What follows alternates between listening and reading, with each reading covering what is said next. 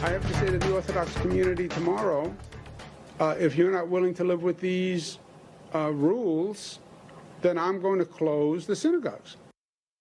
Close down the synagogues. That's New York Governor Andrew Cuomo threatening to close down those houses of worship after New York City claims they are a hotspot for COVID-19.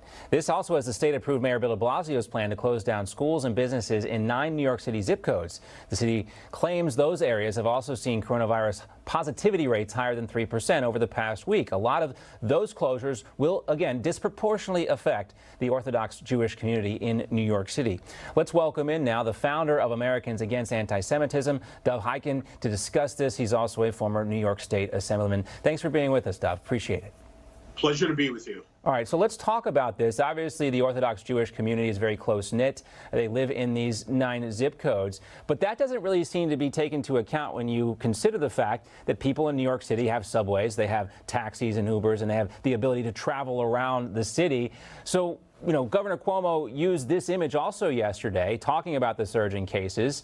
According to the New York Post, though, the image is from a 2006 funeral for a rabbi. Cuomo declared, quote, "These pictures are just from the past couple of weeks."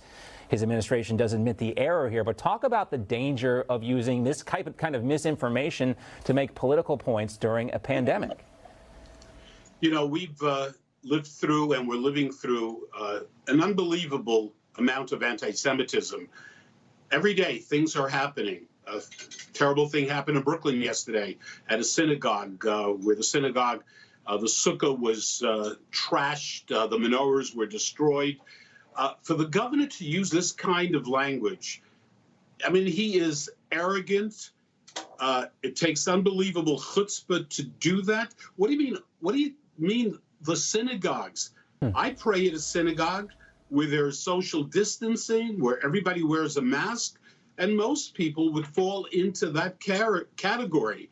I mean, the governor sitting on his throne, King Cuomo, running the show, telling the New Yorkers what we can do and not do, and often doesn't make sense and unfair. I mean, it is absolutely ridiculous. It is outrageous, the behavior of the governor. Again, I want to point out, overwhelmingly, people in our community are doing the right thing.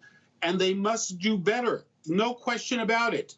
Everyone must wear a mask. Everyone has to be careful. But the governor's behavior is unconscionable.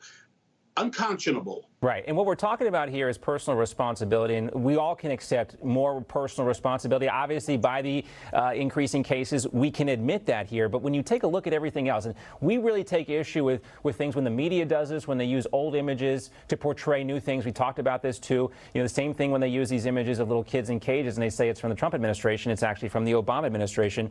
But this kind of goes to the point, too, that a lot of Jewish voters are looking for new folks to follow and new politicians to lead them right now. I want to play this ad that's running in places in Florida where I live, a very hotly contested congressional battle. It's from the Republican Jewish Coalition, and they're spending $3.5 million to try and sway Jewish voters in Florida. Take a look. Concerned Joe Biden isn't liberal enough? This election only, a special offer.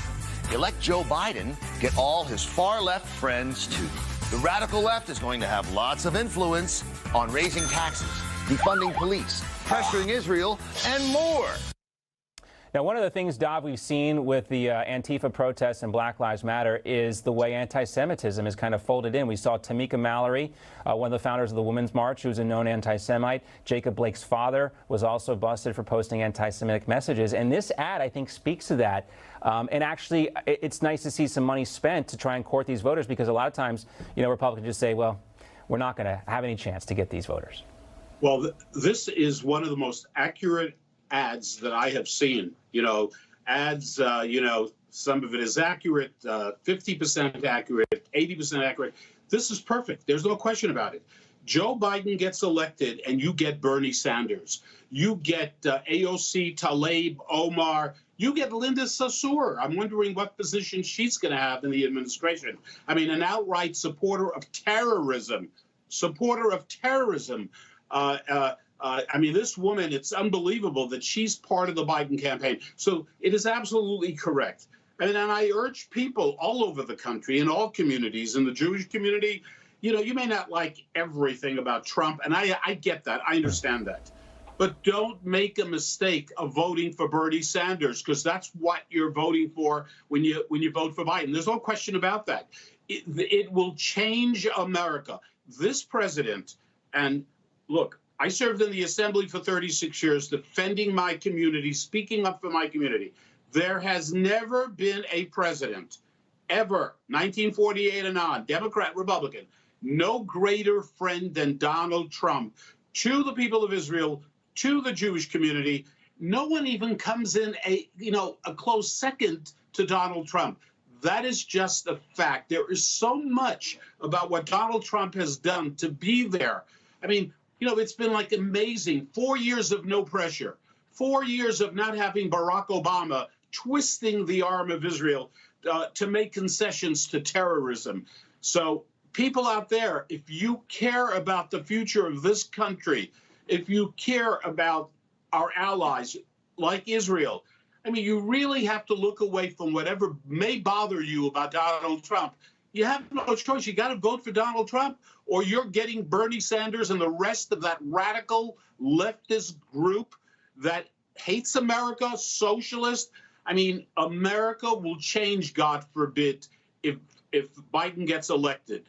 Clear. Biden, you get Bernie Sanders and the rest. By the way, have you noticed that you don't hear much about Bernie Sanders? Where is Bernie Sanders hiding? Well, I think they got to keep him kind of quiet. He popped up because every time Bernie Sanders says something, it comes off sounding like a little bit of a knock against Joe Biden. It doesn't sound quite right. Yeah, it's not an accident. I think his role has been diminished. Great to see you, Dov. We're out of time, unfortunately. The entire group quiet. Yeah, they're trying to. They're hiding it right now. We've seen Black Lives Matter kind of, get more involved in corporate America too, changing their rhetoric, their anti-American rhetoric. They're kind of going mainstream now, which is concerning in a different kind of way. But we'll see you soon, Dov. Thank you for the update. Thank you so much for having me. A pleasure as always. You just watched Newsmax TV, America's fastest growing cable news channel, now in more than 70 million homes. You can get Newsmax TV on your cable system or check your cable guide. And if your system doesn't carry Newsmax, call them, tell them you want Newsmax TV, because we're real news for real people.